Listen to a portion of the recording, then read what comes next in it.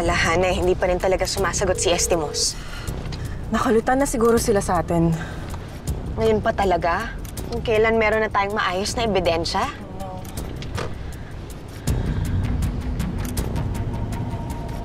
Pa-antipolo tayo. Yeah, sinusundan ko yung route ng motor. Na sinusundan si Shaira. Why? Si Jordan. Oh, anong meron kay Jordan?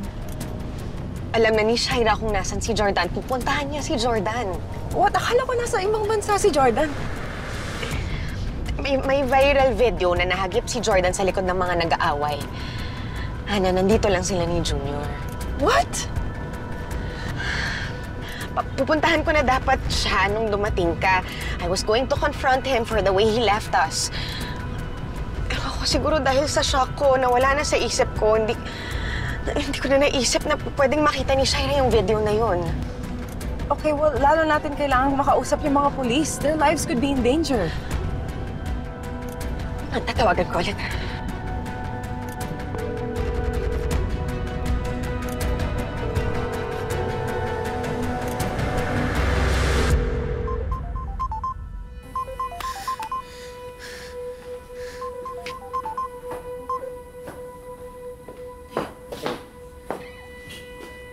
Problema ba? Tay, may natanggap daw ang tip si Mama tungkol kay Tita Shaira kanina. Pupuntahan nila ni Nanay Christy. Alam naman nilang delikado eh. Saan daw? Yun nga, Tay, hindi po kumukontak si Mama simula kanina. Hindi ko rin ho alam kung saan sila pumunta ngayon.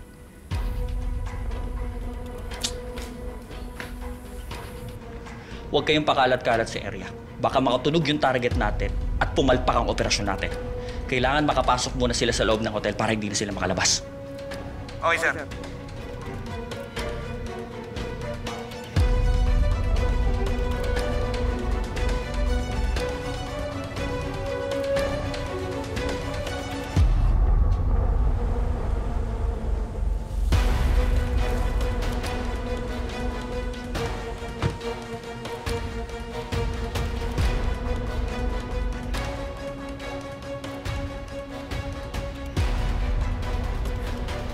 Sir.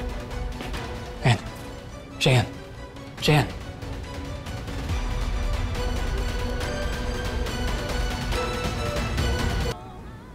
Wala siya kasama? Sir, parang wala siyang kasama sa kotse.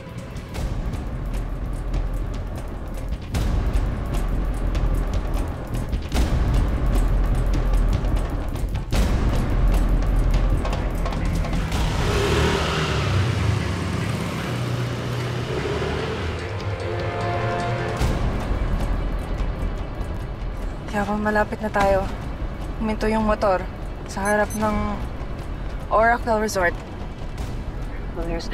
Nandyan si Jordan.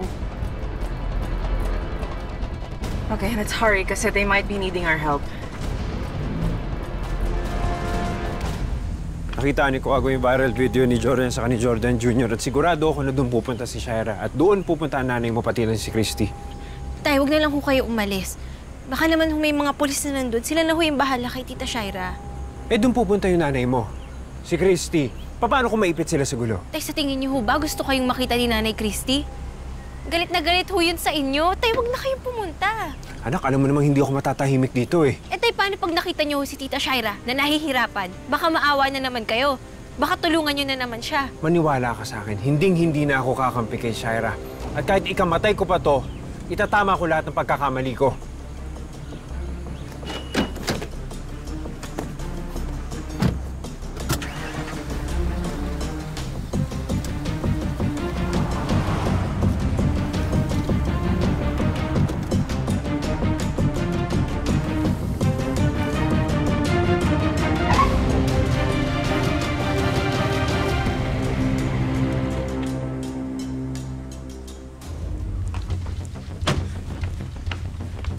Ikaw nagbigay ng tip sa amin? Yes, ma'am.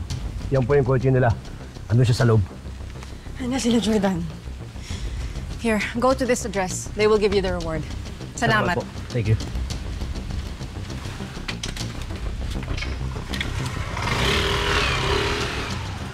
Halika na. Hoy, Christy, just go in there. Sayang.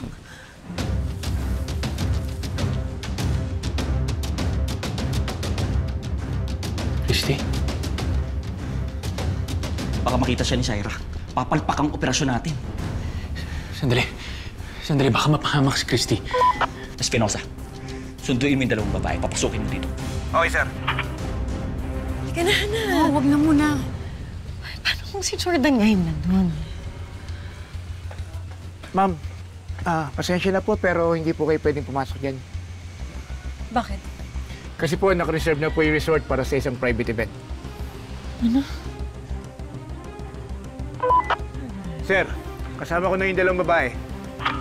Papasukin mo dito. Okay, sir. Ma'am, dito po tayo. Halika na. Sige.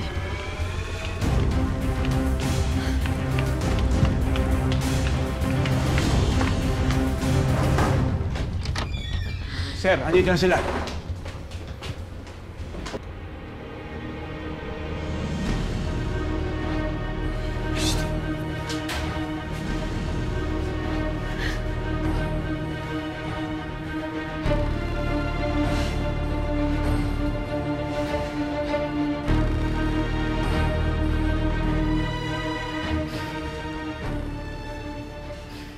Bakit kayo nandito?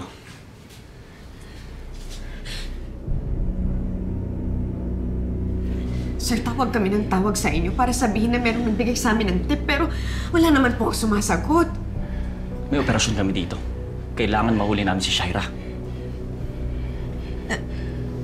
Jordan, kasama ka nila? Christy, ngayon alam mo na hindi talaga ako umalis. Nandito lang ako. Kami ni Junior, nasa custody kami ng pulis. Under witness protection program. Alam kong magulo. Listen to me, mahirap intindihin, pero konting tiis na lang. Ginagawa ko lahat na ito para mahuli si Shaira at ang mga kalasag. Please, maniwala ka. Ma'am, pumayag siya dito para maproteksyonan kayo ng pamilya mo. Pero once matapos tong operasyon na to, uuwi siya sa inyo at ipapaliwanag niya lahat ng nangyari dito.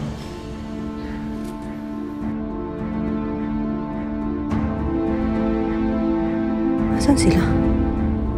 Ba't walang katao-tao dito?